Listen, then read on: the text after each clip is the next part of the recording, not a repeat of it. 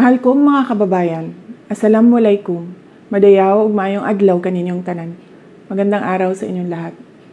Nakikiramay po ako sa mga pamilya ng mga biktima ng pagsabog ng bomba sa loob ng Mindanao State University sa Marawi City nitong araw ng Linggo. Kasabay nito ay ang ating mahigpit na pagkondena sa nangyaring pagpapasabog at sa mga tao o grupo na nasa likod nito. Ang mga nasawi at mga sugatan ay mga sibilyan.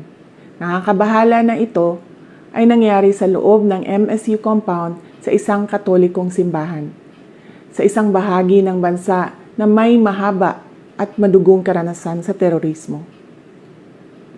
Isa itong gawaing mapangahas, ngunit malinaw rin sa atin na isa itong karuwagan.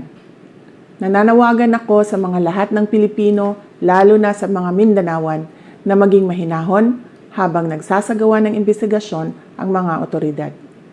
Gayunpaman, kailangan rin nating maging maingat at maging mapagmatyag upang mapigilan natin ang mga maaaring susunod pang atake sa mga sibilyan. Alalahanin natin ang ating mga tagumpay para itaguyod ang kapayapaan sa Mindanao at sa buong bansa.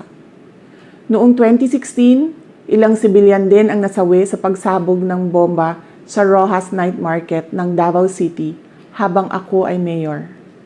Alam natin ang takot at sakit na dala ng karumal-dumal na gawaing ito. Dapat ay maging matatag tayo sa harap ng mga hamon at patuloy na banta ng terorismo. Huwag nating hayaan na magtagumpay ang kasamaan laban sa bayang nagkakaisa para sa kapayapaan. Syukran.